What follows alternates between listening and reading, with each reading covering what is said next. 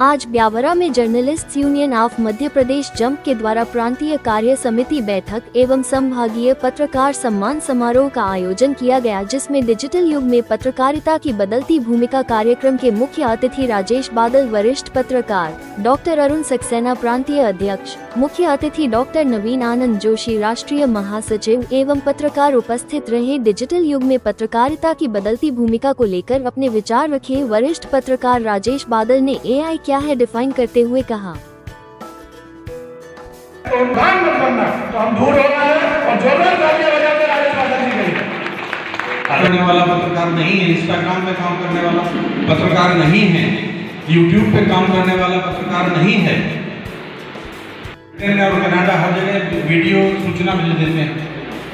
तो जो चित्र हम भेजते थे, आज तो चित्र आप अपने मोबाइल से लेकर के छप जाता है वो, लेकिन हमारे टाइम पे ब्लॉग बनते थे। नवीन जी लड़की, क्योंकि वो लड़का जो है IAS था। तो हमने मेरा अपना किस्सा बताता हूँ। मैंने उससे कहा, तो जो लड़के के फादर थे उन्होंने कहा कि हमने जी IAS बनाने में 42 लाख रुपए खर्च किए हैं। 42, तो आपका संकल्प क्या है? ये भाषा बड़ी चलती है इधर, गुना, शिवपुरी, ग्वालियर, भिंड, मुरैना से आप चले जाओ तो आपका संकल्प महल में। क्यों? मैं तो महारानी विक्टोरिया की हत्या करने आया। क्यों आए थे? अंग्रेजों ने भारत में जलियांवाला बाग हत्याकांड किया था, मैं उसका बदला लेना था। तीर कमान। वो पूछेगी भी नहीं आपसे। तो अगर नहीं पूछेगी तो फिर तो ये समूची मानवता के विनाश का एक कारण बन सकती है। ये बड़ा खतरा है।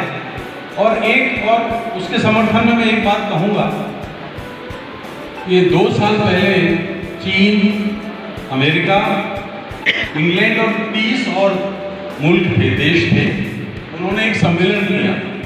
अब साथ खड़े हो जाते हैं। है व्यवस्था से बहुत गुस्सा भी हो और कर लेता है समझौता भी हो। है व्यवस्था से बहुत गुस्सा भी हो और कर लेता है समझौता भी हो।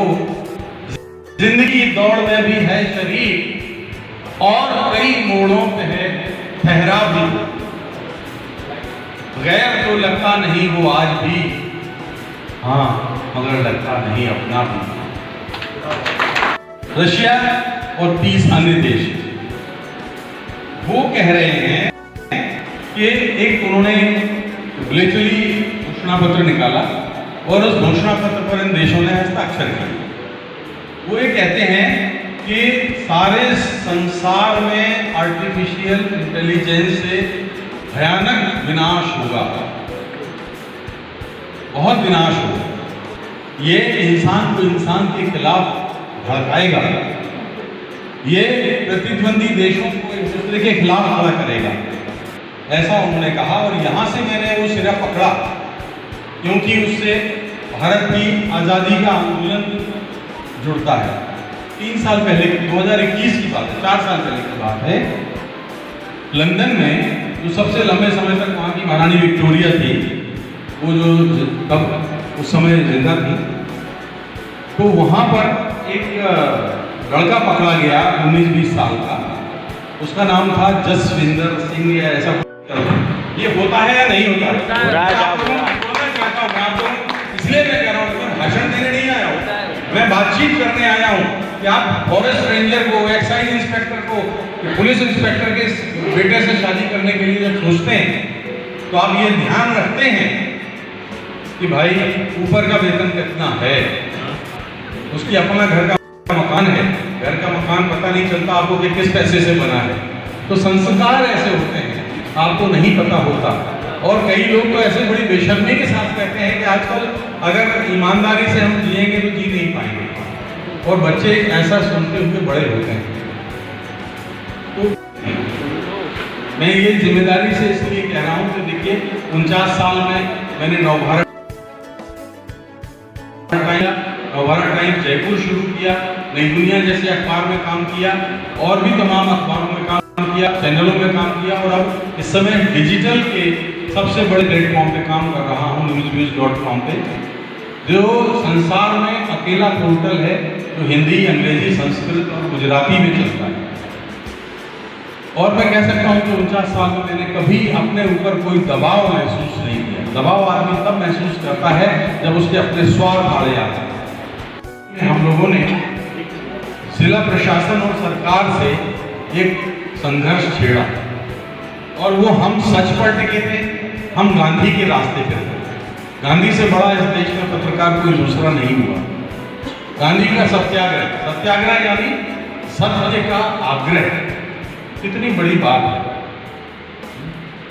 हम लोग सुनते आए हैं, कही जाती थी कि ईश्वर सत्य है। गांधी कहते थे सत्य ही ईश्वर। तो गांधी वो थे, तो हम उस सच पर टिके थे और समाज के लिए लड़ रहे थे। एक दुष्कर्म के आरोपी पुलिस अधिकारी को बचाया जा रहा था और हम लोग पत्रकार होते हुए सड़कों पर उतर आए थे। उसमें पुलिसकर्मी अधिकारी वो दोषी, पत्रकारिता की साख जो बची हुई है, सुबह से शाम समझौते पे कटती है ये हयात, वो भला किस तरह जीते होंगे जो खुददार है। एक तो ये बात है। दूसरा, एक और शेर के साथ अब मैं डिजिटल पे आऊंगा। मैंने अदब से हाथ उठाया सलाम को, मैंने अदब से हाथ उठाया सलाम को, समझा उन्होंने इससे खतरा है निजाम को। अरे चोरी ना करें, झूठ ना बोलें तो क्या करें, चूल्हे पे क्या उसूल पकाएंगे शाम को। ये अदम गौंडवी साहब ने 50 साल पहले लिखा था। तो मैं बता रहा हूं कि ये एक संकट है। इसको कौन देखता है? आपका वो 8 साल का बच्चा। तो जो करप्शन की बातें हैं घर में, वो करप्शन की जो चीजें हैं हम घर से बंद कर देंगे, हमारे आईएएस सुधर जाएंगे, समाज सुधर जाएगा, नेता सुधर जाएंगे, पत्रकार सुधर जाएंगे, सब सुधर जाएंगे। लेकिन मामला घर घर का है। ये नहीं हो सकता कि मेरा बेटा, देखिए हमने देखा है वो जब शिक्षकों से शादी करने के लिए लालायित रहते थे लोग अपनी लड़कियों की, चाहे शिक्षक है, अरे तो 4-5 जगहों से सिफारिश करवाते थे कि भाई किसी तरह लड़का मान जाए, शिक्षक सम्मानित है। आज ये होता है कि जब लड़की की शादी तय करनी होती है तो क्या है, पुलिस इंस्पेक्टर है, गमज़दा है, लाएं कहां से खुशी के गीत, देंगे वही जो पाएंगे इस जिंदगी से। इसी समाज से पत्रकार निकलता है, इसी समाज से राजनेता निकलता है, इसी समाज से वकील, पुलिस अधिकारी, बैंक अधिकारी, डॉक्टर, आईएएस, आईपीएस सब निकलते हैं। लेकिन ये एक तकलीफ की बात है कि सारी ईमानदारी की अपेक्षाएं केवल पत्रकारों से होती है। मैं किसी का नाम नहीं लूंगा, किसी दल का नाम नहीं लूंगा, इसलिए अन्यथा भी मत लीजिए।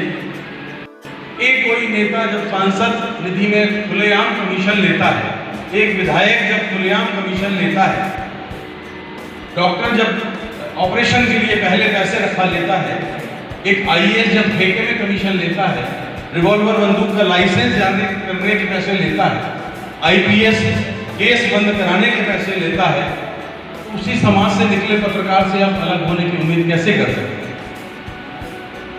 नहीं कर सकते।